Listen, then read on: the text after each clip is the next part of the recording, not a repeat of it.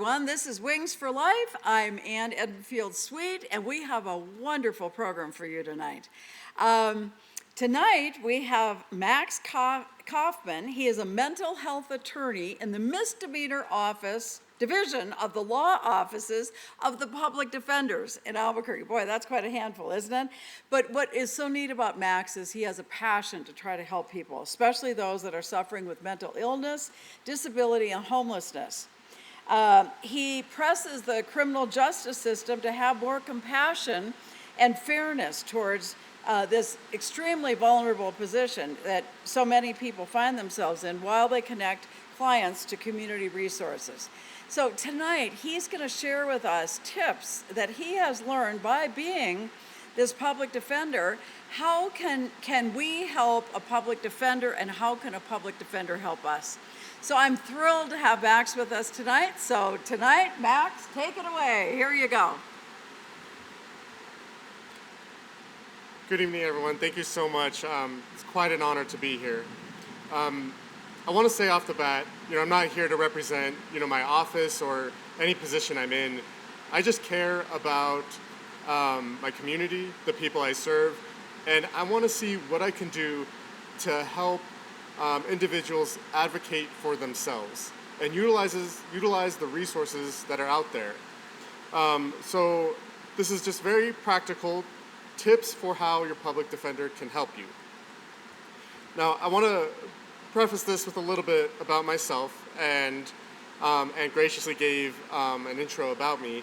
But I work with the behavioral health courts in the Metro Division of the Law Office of the Public Defender, and I work with the competency docket.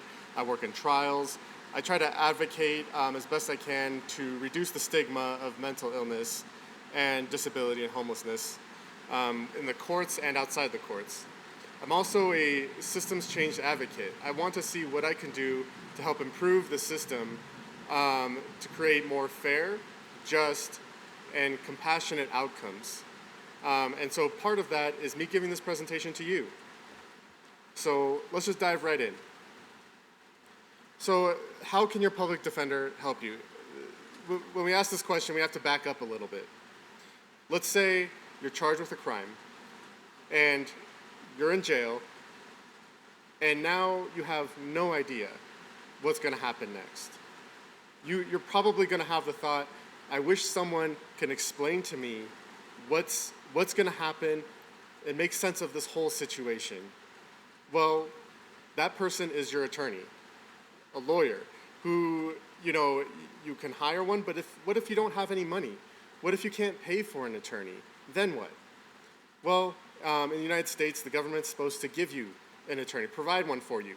And in that form, it can take the form of a public defender. And public defenders are real attorneys who are there to represent people who cannot pay for attorneys. So what they do, simply, they defend you, right in the name. They defend you. They tell your side of the story. They protect your rights, just like any other lawyer is obligated to do. So they're supposed to give you information about your case, what's supposed to happen, and with your permission, they can talk to others, loved ones, family, friends, about your case to see what they can do to try to help. So if it will help your case, you can give them permission to talk to other people to do so. Another big part of being a public defender is helping people come up with a plan, a strategy. How are we going to get through this situation? You may be in jail, you're accused of a crime, things appear to be in such a mess. How can we clean this up? And what's our plan of action?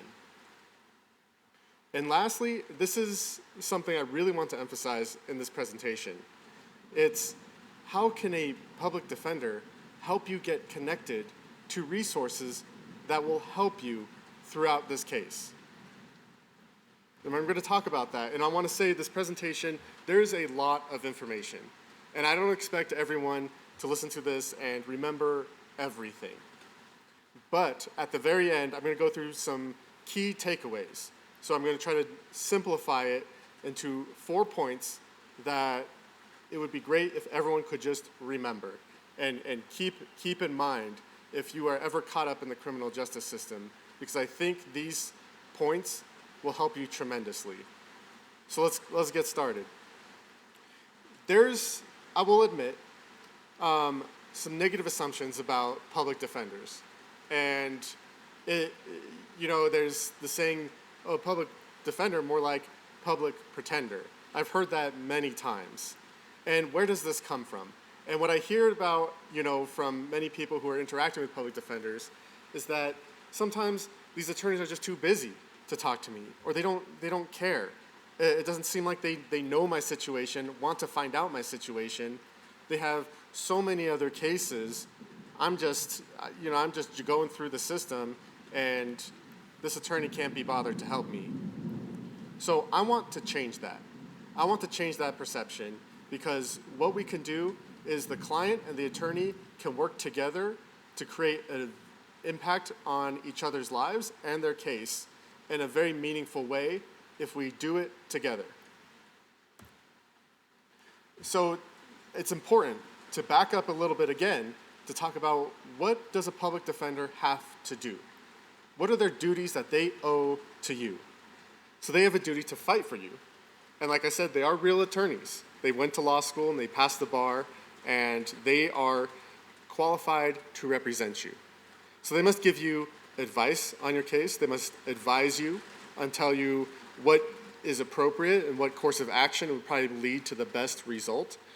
They have to tell you what your rights are and explain them, and what kind of possible penalties or punishments you might be facing, and any plea offers, and we'll talk about plea offers later. Any ways to resolve your case, to close your case out. So they have to discuss that with you thoroughly. And they must provide effective assistance of counsel. Attorneys have professional standards that they must live up to, and they owe it to you to give you their best. And so they must give you honest, appropriate advice that may go beyond just the legal issues in your case. They can even recommend other professionals to talk to you if it would be appropriate. And they must generally keep this information that you give to them confidential. So if you have a public defender, you can talk to them and be honest, because that communication is protected between the client and the attorney. It's private. But you can give them permission to share the information. And as I said earlier, that's a very important part, that when you have this relationship with a public defender, that you be very clear about what information you are not comfortable with them sharing to anyone else, and they have a duty to protect that.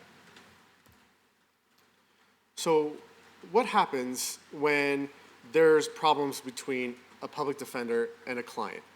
And I've thought about this very deeply, trying to figure out, what is the root cause of this? Why does there sometimes feel like there are problems or strain in a relationship between the client and the attorney? And I think it comes down to three simple things: lack of communication, lack of trust, and lack of effort. It takes both sides, the attorney and the client, to trust each other, communicate with each other, and try together. So this is another area that I want to seek to improve. So we said you're charged, let's say you're charged with a crime. You're accused. Someone has pointed the finger and said, you did something. And now you're in jail. And you know you're supposed to have an attorney. A public defender is supposed to be there to explain everything to you. Now, what would be helpful for you is if you start being proactive. Start gathering enough information to help you get connected to that attorney. Right off the bat, I would recommend find out where you can get the contact information for the public defender's office. Ask the jail staff. And if you are in jail and the next thing you know, you're before a judge and you're there all alone and you don't know what to do, ask the court for a public defender. Ask the court for an attorney to be by your side to help explain and protect your rights. So let's say, you're at your first hearing, there's an attorney you've never seen before, you don't know anything about them, and they're just there, and they start talking to you about your case. It's important that you ask them their name, you find out who they are, get their contact information, so that way you can follow up later. And maybe your family's trying to figure out what's going on, and they're trying to post bail, and you want your family to be involved and help you out in this case. Well, it would be helpful for them to know who your attorney is, who's working with you, and if they can reach out to them to kind of collaborate. So try to get their name, their phone number, an email address, and address. Keep these records for your information, so you can always refer back to it and have some way to connect back to the attorney should anything happen. Now let's say you're out of custody and you've been charged with a crime and you don't know what the next step is. And you know you don't have enough money to pay for an attorney yourself. Contact a local public defender's office. And you could simply, Google this, look it up in a phone book, ask a family or friends about a public defender's office or anyone who's had a public defender before. How do you go about getting a public defender because I can't afford an attorney myself? So once you find that office, call them. Ask them, do I need to apply? Do I need to come in? Do I need to fill out an application? What do I need to make sure that I have an attorney with me the next time that I'm in court? So once you do that, ask if a specific attorney is going to be assigned to your case. This is important because sometimes you may have an attorney, you may not know who, and you may want to talk to them beforehand. You may want to ask them specifically what they've reviewed about your case. Excuse me. If no attorney is assigned, ask to see if someone can help explain what's going on with your case before your next court hearing. And ask what you need to do for your case. Do you need to report somewhere? Do you need to go to pretrial services? Do you need to check in with the court? One way that I think is very helpful is to ask for an appointment to meet with your attorney. And, sorry, excuse me, I'm getting my breath's catching up to me. So ask for an appointment to meet with your attorney and write this information down. That's very important. It's very hard to remember everything that you get from an attorney. And excuse me one second. Thank you very much.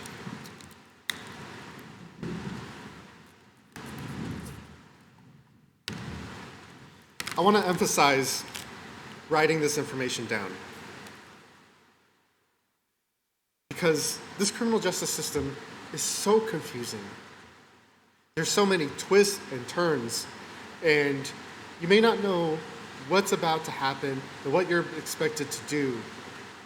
And the best way to help you is to write it down. Keep it in a journal, or better yet, have a calendar and put in your appointments and your obligations in that calendar so you can check it daily and so you can see exactly what you're going to have to do. I find that tremendously helpful, and I do it myself. Excuse me.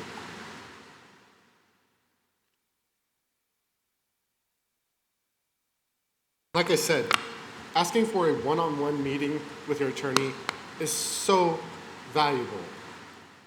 And once you get that meeting with them, ask if it would be helpful, your attorney's opinion. Would it be helpful for the attorney to speak with family, friends, or caseworkers, or anyone who is part of your support system about your case? And ask if they need your permission to talk to these other individuals. One question you might ask yourself is, would your family support you throughout this case? Will they help you post a bond? Will they help you make your appointments, with transportation? Will they help you get from point A to point B? And will they advocate for you? It's important to let your attorney know these things because they can help you in your case overall. Now, you also want to ask your attorney, what's the plan? How are we going to get through this, you and I?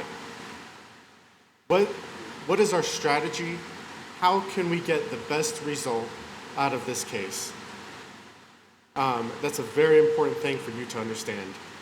And another thing you should ask is, what are you supposed to do until your next court date? A lot of people find this very difficult to answer because, like I said, there's a lot of information being thrown at you in this system.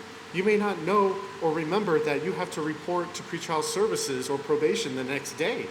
So it's important to have that written down, and your attorney can tell you what your obligations are if there's any confusion. And they can clarify any issue that may come up, and they can advocate for you if there was a mistake. If you say you miss an appointment, perhaps your attorney can help you fix that and say, perhaps my client he missed an appointment, but he's willing to make it up, or something like that. So you want to communicate this so your attorney can find a way to advocate you should any mistakes occur. And you need to ask yourself and ask the attorney, what is the court expecting of me right now? What do they like to see? And I say this because if you can make yourself look good at the very early stages of a case, it can pay out so much. Whether it's volunteering, going to school, getting treatment, going to, engaging in services, and showing good behavior and, dressing appropriately in court, it lets the court and everyone in there know that you take this seriously and that you value your life, you value your circumstances, and you're not here to play games, and that you are someone who deserves a chance. So that's what this is about. It's about looking good before the court, but also showing the court that you value yourself and that you're going to make it hard for them to put you in jail, because you're going to be doing all you can to show that you are an upstanding citizen and that you are here to give back to the community. That's what makes it hard for people to say, throw the book at someone. And so that's my recommendation. Be honest with your public defender. And this goes back to what we talked about when your attorney has it's called attorney-client privilege, where what you say to the attorney is protected information. It's confidential. They can't disclose it or tell others. So it's okay to be honest. And you want to be honest, because if you're not, you give the wrong information, and the attorney uses that information to defend you, and it turns out completely wrong, it could backfire, and it could hurt you. So honest communication is always the best, even if you're not happy about it.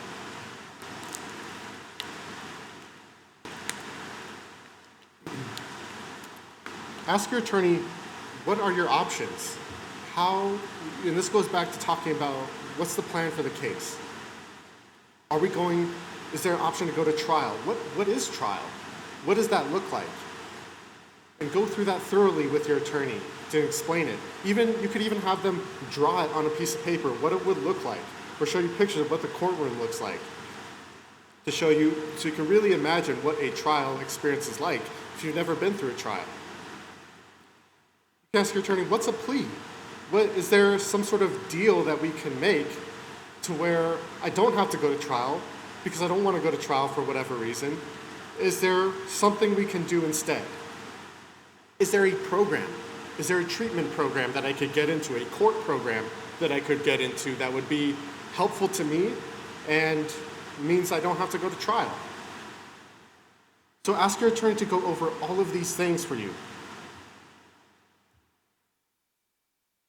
Now, I think it's important to really emphasize the honesty with your attorney and to tell your attorney what you're struggling with. I have a list here: substance use, housing, behavioral health, disability, and this is not a complete list. Everyone who listens to this presentation has a struggle that's personal to yourself, and it may make things hard for you to get through this criminal justice system. It's important to tell your attorney about that, because maybe they have ideas. Maybe they can come up with a way to help. Maybe they can get you a caseworker. Maybe they can make a referral to a social worker. Many public defenders' offices have social workers who are there to help the clients, help them get connected to services, help them get benefits, help them get back on their feet. And this will help you get through the case and not fall through the cracks and not mess up. So be honest, and ask your attorney, how can you help me? Is there anything you can do to help me with these things? It's worth it. It's worth asking. Now, let's say your attorney has offered you all of these services, all of the ways that this attorney can help you. It can also be a challenge to accept that help. So that's my recommendation, is be open to it. Try it. Your attorney, especially a public defender, may have a lot of experience working with individuals who've gone through the criminal justice system. They may have knowledge of what works and what doesn't and what's helpful to get through a case. And their advice is professional advice. And they know where you might get other advice, such as, advice on treatment, counseling, other services like that. So I would, accept what your attorney is trying to offer you. Always question it. Make sure you have a thorough, informed understanding of what they are offering. You don't have to accept help that your attorney is offering. You don't have to have a social work referral or anything like that. But it's worth considering heavily. So do what you can to work with anyone offering services through your attorney's recommendation. So if your attorney has a social worker working with you, go all in. Okay, meet with them, make the appointments, tell them what you need. I need help with housing. I need help with a job. I need help with childcare. Take advantage. It's there. It's free. And it'll help you tremendously through this case. So it's important that when you engage in this help and you see you're having some success, tell your attorney what the success is. And if you're struggling, you're having a hard time meeting the obligations and things that you have to accomplish in order to get through this case, tell your attorney. It's so important. An attorney can use this information to your advantage in so many ways. They can let the court know, look at what my client is doing. Look at all the great things that they're doing. They're staying on top of everything. And that makes you look good. It could help you in negotiations when the attorney can talk to the prosecution and say, look, my client, they've gotten into treatment, they've gotten a job, they're going back to school, they're doing everything they can to get back on their feet. Can we work out a resolution to support this individual? Look at what they're doing. Let's help them succeed. So that's why it's important to let your attorneys know everything that you're doing that is a success for you, and the setbacks, because if there's adjustments that need to be made, your attorney can help you make those adjustments. Maybe ask the court to loosen a restriction, or let the court know it's going to be hard for my client to make this appointment because he has to go to treatment here at this same time. So having that information is really powerful for the attorney to help advocate for your needs. Now, if you're in custody, another thing you might want to do is ask your attorney, what kind of plan can we come up with to help me get released? Would a judge consider releasing me if I started going to treatment? If I agreed to do some community service? Ask your attorney these questions. Your attorney will be honest with you and tell you, what a court might consider. They might be able to file a motion. And it's the people who ask these questions that get the answers, that get the results. So remember, ask your attorney, what are the possibilities and options here? Now, this is a common thing that I hear a lot, is what do you do when your attorney isn't responding to you? They don't answer my calls. They're too busy. Keep trying. Keep trying. Try everything. Some attorneys respond better by email, by phone, mail, or going to the office and say, can I please schedule an appointment with my attorney? And if you have no luck there, call a supervisor and explain the situation. Call the public defender's office and say, I would like to speak to a supervisor. I'm having a hard time getting in touch with my attorney. Can you help me? Or explain that there seems to be a breakdown in the communication. So they can try to correct it. And make sure that double check your contact information, that you have with the attorney to make sure it's correct, because that could be the issue quite frankly. Another way you can, approach a situation is asking someone who might be able to help connect the dots for you, like a caseworker. If you're finding it very hard to make the calls, pick up the phone, or write a letter, and that could be a challenging task for you, ask someone to help. Ask for help. If you have a caseworker, ask them, can you help reach out to my attorney and ask my attorney to call me because I don't know how, and that's okay. It's important to ask. And again, now we're at the stage, where your case is pending, and it's important to regularly check in. Don't just check in at the beginning or near the end of what's going on in your case. You want to know what's going on in every step of your case, because it could empower you to make some very important decisions. So frequently, regularly call your attorney and ask them what is happening. Are there any updates? Is there anything new that I should be aware of? Set an appointment with them to say, I would like to review the evidence against me. I think this is so valuable to sit down, look over what evidence there is against you, and if there is something wrong, if there's something false in that evidence, you want to tell your attorney and you want to explain why. They may not know, they may not see it. Remember, this is your life, this is your story, and this is your case. So it's important to take hold of it and to communicate any issues there are with your attorney. And I would recommend coming up with like a checklist, or write out your plan, or have your attorney write out the plan for you for what we're going to do until the next time we meet. What are some goals we can set together, or expectations?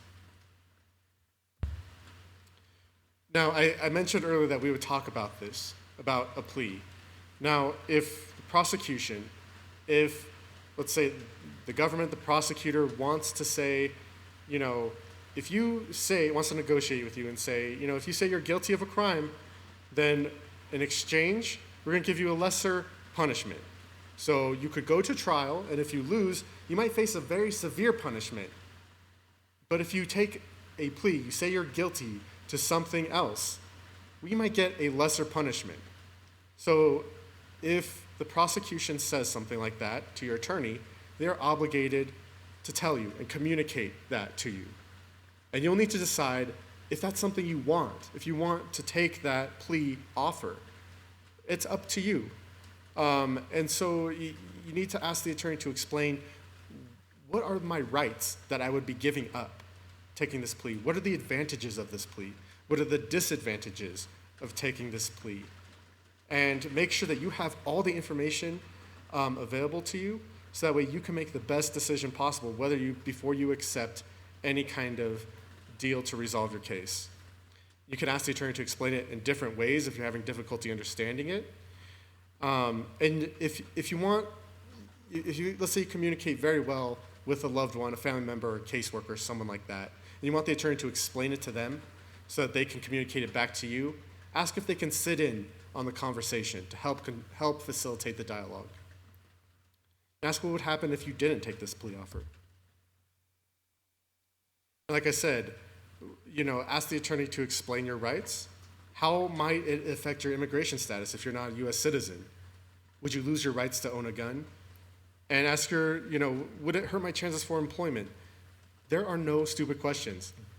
Ask, ask, ask. That is the theme of this presentation. Ask, and don't hesitate. Now, your case is ending. That doesn't mean it's all over. And it doesn't mean your public defender may continue to represent you. They may not, but you need to find out. You need to ask what your obligations are and what you will need to do to succeed. Let's say you're on probation. What are we going to ask your attorney, what do I need to do while I'm on probation? And tell your attorney what are your needs to make you successful. Again, continue to tell them any successes or setbacks that you have. Now, let me sum this up. These are the 4 takeaways that if you don't remember anything in this whole presentation, remember this. Never hesitate to ask your public defender about your case. Be honest about the help you need. Don't give up trying to reach your attorney. Keep trying to contact them if you can't get hold of them, and try many different ways. take advantage of the help that is offered to you. Thank you all for your time. Wow, that was fantastic. Max, thank you. I had a husband, thank you. I had a husband who ended up going to prison. He had an attorney. We didn't have a public defender. But I'll tell you what, the public defenders that I have met are the most committed, dedicated individuals. They could go into private practice and they choose not to because they really feel called to do this work. And this presentation was so simple to follow. And if you follow every step that he shared with you, my gosh, it's going to make a world of difference for your case. Now, he didn't have time to talk about how to dress and prepare and be ready for the judge. If you go to our website at wingsfly.org, so wingsfly.org, and look up tips from judges. We've got 2 different talks from a federal judge and a children's judge here in New Mexico. And they are both excellent presentations about how to prepare for your court case, how to be in front of the judge, how to dress, how your family should be, because all of these things make a difference. And your public defender can advise you about these things, but you can actually go to our website and find all this information. So I highly recommend that you do that.